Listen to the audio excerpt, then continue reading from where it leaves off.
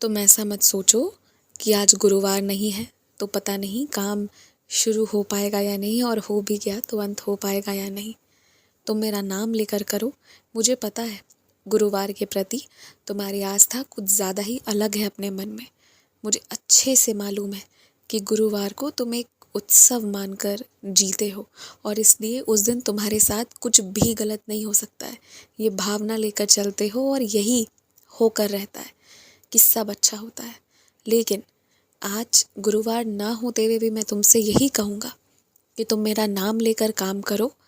तुम्हें आज, चलो मैं एक और वादा कर देता हूँ कि आज पूरे दिन ना तुम्हें ठीक वैसा ही एहसास होगा जैसा हर गुरुवार खुशी भरा, श्रद्धा, सबूरी भरा एहसास होता है। अब बस, अब मैंने कह दिया, अब इत्मीनान से अपना काम करो। देखो, तुम मेरी एक बात बहुत अच्छे से जान लो। कोई भी काम कर रहे हो या करके जमा करने वाले हो ना, तो अंदर जो भी जैसा भी काम करे हो सब ठोस हो, मजबूत हो, अच्छा हो, सब बात ठीक है। लेकिन अंत में ना पहली नज़र जब पड़े तो वो सुंदर होनी चाहिए। इसका भी थोड़ा ध्यान रखना।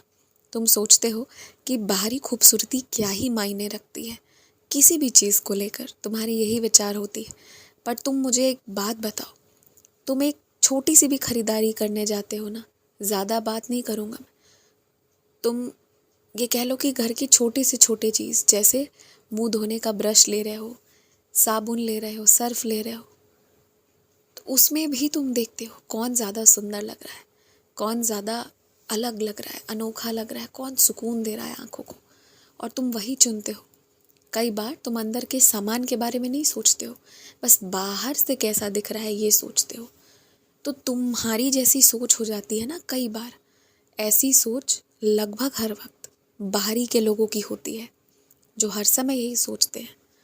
तो वैसे लोगों की मनोस्थिति को जानते हुए तुम्हें ऐसा काम करना है कि सिर्फ काम ही अच्छे से नहीं करना है, उसे थोड़ा सुंदर भी बना देना है, ताकि सिर्फ अंदर से ठोस या मजबूत ना हो, वो देखने में भी बेहद सुकून दे। काम इस तरह का करके अंत में दो ना जिसे लोग देखना चाहें, जिसे नज़र से हटाना नहीं चाहें। इतनी अच्छी से, इतनी सादगी से, इतनी सुंदरते से करो। मेरी बात तो समझ गए हो ना तुम? तुम्हें ना इस तरह किसी की अंगूठी नहीं उठाकर पहननी चाहिए और फिर पहन कर लौटा देते हो, एक हाथ से दूसरे हाथ, दूसरे हाथ से तीसरे हाथ, और फिर पहले हाथ। ये सब ठीक नहीं है। इसके ना बहुत सारे कारण हैं जिसके कारण मैं तुमसे मना कर रहा हूँ। दूसरों का कुछ भी उठाकर मत पहनो। मेरी कुछ बेटियों की बहुत गंदी आदत है, वो कान की बालियाँ तक कभी किसी से कभी किसी का मांग कर पहन लेती हैं। मैं इन सारी चीज़ों के खिलाफ़ हूँ। तुम्हें मैंने अगर नहीं दिया है ना तो मत पहनो, और अगर मैंने तुम्हें जो दिया है तो उसी में से पहनो, लेकिन ऐसे किसी का मत पहनो। और इसके एक या दो कारण नहीं जो तुम्हारे मन में चल रहे हैं, 10 से 11 कारण हैं इसके।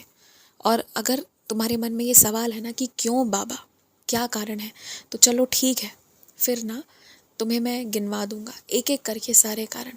तुम ध्यान देते जाना, तुम्हें संकेत मिलता जाएगा कि क्यों मैं इस चीज़ के लिए ना तुम्हें लगातार मना करता आया हूँ। समझ जाओगे मेरी बात, ध्यान देते जाओ। भले ही तुम्हारे मन में हो कि आज तुम्हारे काम नहीं बनते हैं, पर आज के दिन तुम्हारे ही घर से कोई नया व्यक्ति जुड़ेगा, और पहले जो भी हुआ उसे मन से अलग हटाकर आज जो तुमसे जुड़ेगा उससे दिल से जुड़ाव रखते हुए और मिलकर तरीके से काम करना। एक बात कहूँ, लोग अक्सर तुम्हारे साथ काम करते करते बीच में छोड़कर इसलिए चले जाते हैं क्योंकि समय के साथ, ज़रूरत के साथ तुम कई सारे शर्तों को की हेरा फेरी, यानी उनमें बदलाव इस तरह करते हो कि वो बहुत व्यापक होता है। मुझे लगता है कि तुम्हें शुरू में ही अपनी शर्तों को स्पष्ट कर देना चाहिए। शुरू में ही कोई हाँ बोलेगा या ना बोलेगा, नहीं तो क्षणिक सुख पाकर तुम कुछ नहीं पाते हो, फिर वहीं जहाँ शून्य से शुरुआत करना होता है वहीं रह जाते हो। तो बेहतर ही इसी बात में है कि शुरू में ही तुम अपनी शर्तें, अपनी सारी बातें बता दो। मंजूर हो तो सामने वाला आगे चले, मंजूर ना हो तो वहीं से नमस्ते और जय साईं राम कह दो, और उसके बाद तुम अपने रास्ते, वो अपने रास्ते। एक कह लो कि बस हाँ, दो अच्छे लोगों का मिलना हुआ, ये भी एक अच्छी बात होगी, कोई बुराई नहीं है। तुम्हें, मुझे पता है अभी कुछ बुरी खबर सुनने में मिली है जो तुम्हारे परिवार को भी तंग कर दी है, पर अच्छी खबर भी शीघ्र सुन लोगे। तुम्हारी प्रार्थना सफल रहेगी। आयुष्मान भव।